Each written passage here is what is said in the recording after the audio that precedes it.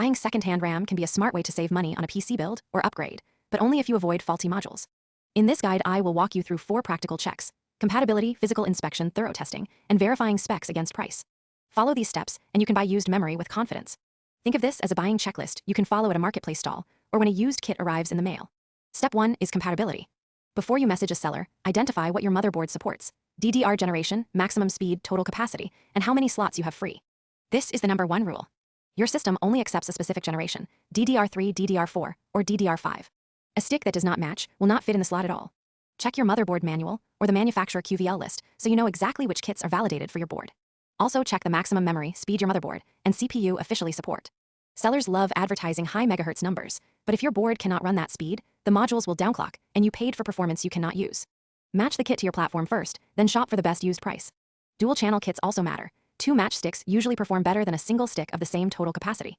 Step 2 is a close physical inspection. Look at the gold contact pins. They should be clean and free of deep scratches or corrosion. Check the PCB for cracks, burns, or missing components. Make sure any heatsink is seated firmly and not bent or rattling. If you see liquid stains, residue, or swelling, walk away immediately. Cosmetic wear on a label is fine. Structural or contact damage is not. Bring a bright light or use your phone flashlight. Tiny pin corrosion is easy to miss in dim lighting. Step 3 is the most important: test the RAM thoroughly. Install the modules and boot from a MemTest86 USB stick. Let it complete at least 1 full pass. Longer is better if you can leave it running. Watch for red error text. Any confirmed errors are a deal breaker, even if Windows seems to boot fine.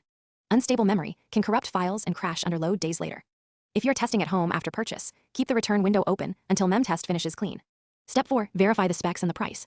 Open CPU-Z and confirm the brand, capacity, reported speed, and timings match what the seller advertised. Then compare against current new prices. A solid used RAM deal is typically about 30 to 50% cheaper than buying the same kit new.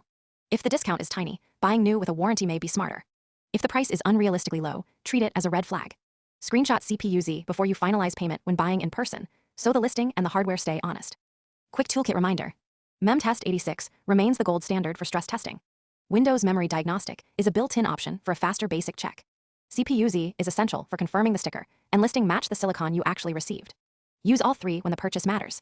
Optional, a simple PowerShell query can list installed capacity quickly, but it will not replace a real memory stress test. That is the full loop: compatibility, inspect, test, then verify specs and price. Do those 4 checks and second-hand RAM becomes a bargain instead of a gamble. Comment RAM if you want this checklist, and subscribe to Life of Geeks for more practical PC upgrade guides. Buy from sellers who allow returns when you can. A return policy turns a risky stick into a recoverable mistake.